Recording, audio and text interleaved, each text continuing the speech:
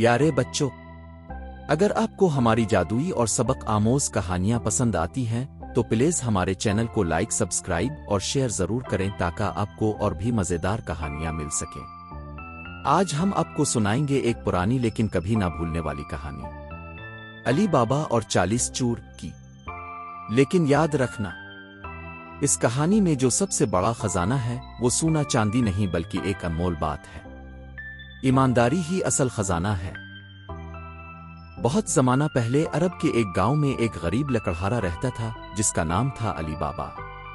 وہ دن رات محنت کرتا، جنگل سے لکڑیاں کاٹتا اور بازار میں بیچ کر اپنا گزر بسر کرتا۔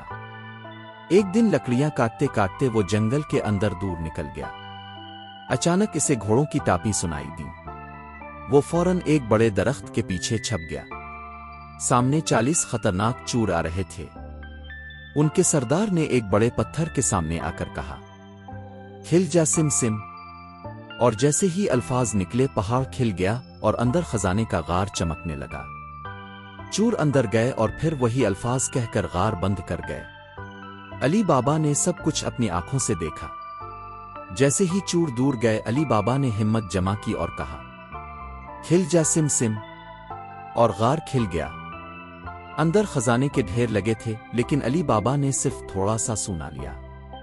اس نے دل میں کہا، یہ سب کچھ میرا نہیں ہے، بس جتنا ضرورت ہے اتنا کافی ہے۔ چوروں کو جب پتہ چلا کہ کوئی غار کا راز جانتا ہے تو وہ بہت غصے میں آ گئے۔ وہ علی بابا کو سزا دینا چاہتے تھے، لیکن علی بابا کی ایمانداری اور عقل مندی نے آخرکار سب کو حیران کر دیا۔ اس نے کبھی لالچ نہیں کیا، کبھی جھوٹ نہیں بولا۔ آخر میں چوروں کو اپنی غلطی کا احساس ہوا کہ خزانے کو چھپانے سے کسی کو خوشی نہیں ملتی۔